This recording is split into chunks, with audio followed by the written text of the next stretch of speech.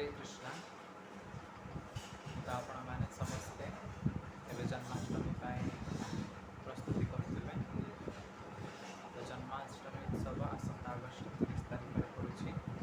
तो ये कोविड आपण मैंने तो मंदिर आसपारे ना, जो मैंने मंदिर आसपारे ना मंदिर बहुत दूर अच्छा से किभली भाव में घरे जन्माष्टमी पालन करेंगे किसी टिप्स दूसरी। तो जन्माष्टमी पालन करने से दिन ब्राह्मण मुहूर्त उठी निजर स्नान और नित्यकर्म सारी घर और आपण मंदिर गृह को सफा सुतरा कर भगवान पल्टन को सुंदर भाव में सजाई पारे एवं आपण से दिन भगवान नाम प्रथम भगवान सामने अधिक अधिक जप करने चेष्टा करेंगे।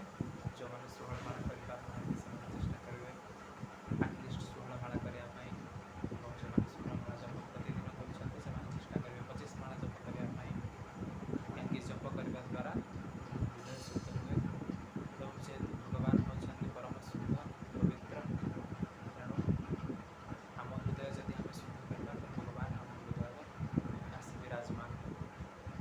तो जन्माष्टमी पालन कर उद्देश्य होची किभली आम भगवान श्रीकृष्ण को आम हृदय को निमंत्रण करवा। तेणु से दिन आप जन्माष्टमी दिन उपवास रखिपारे राति 12टा पर्यंत चेष्टा करेंगे उपवास करने आप निर्जला करेंगे। जो मैंने निर्जला न करेंगे से पानी पीकि करेंगे एवं किसी फल भोग लगे भगवान को प्रसाद आकार ग्रहण करेंगे। एवं से दिन राति 12टा पर अनुकल्प प्रसाद आप सेवन करेंगे एकादशी प्रसाद। तो से दिन कौन सी अन्न रुटी पराठा ये सब ग्रहण करेंगे ना। एवं जन्माष्टमी दिन आम भगवान श्रीकृष्ण जो कृष्ण बुक रही से अधिक अधिक भगवान जन्म लीला आरंभ कर किसी भगवान असुर वध लीला आदि पाठ कर भगवान कृष्ण कथा श्रवण कर अधिक अधिक समय यही भाव आम बितेब। एवं आपण घर जदि गोपाल विग्रह अच्छा से अभिषेक करेंगे जमीक क्षीर दही घी मधु पंचामृत आप भगवान अभिषेक करेंगे। ता सहित आप फल रस तैयारी करी घरे निजे अभिषेक व्यवहार करेंगे एवं अभिषेक पर आप प्रसाद सेवन करेंगे। एवं आप से दिन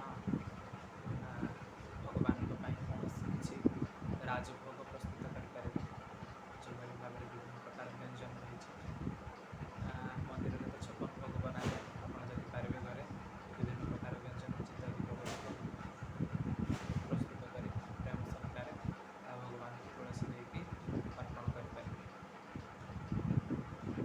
जमीक अन्न डाली सब्जी खीरी पूरी विभिन्न प्रकार सब सुंदर सुंदर द्रव्य भगवान को प्रिय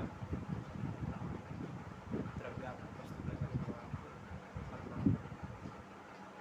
तो ये भाव में आप जन्माष्टमी घरे रही पालन करेंगे।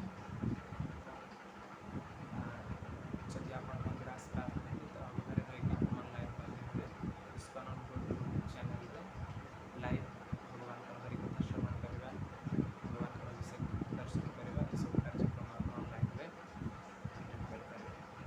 हरे कृष्णा।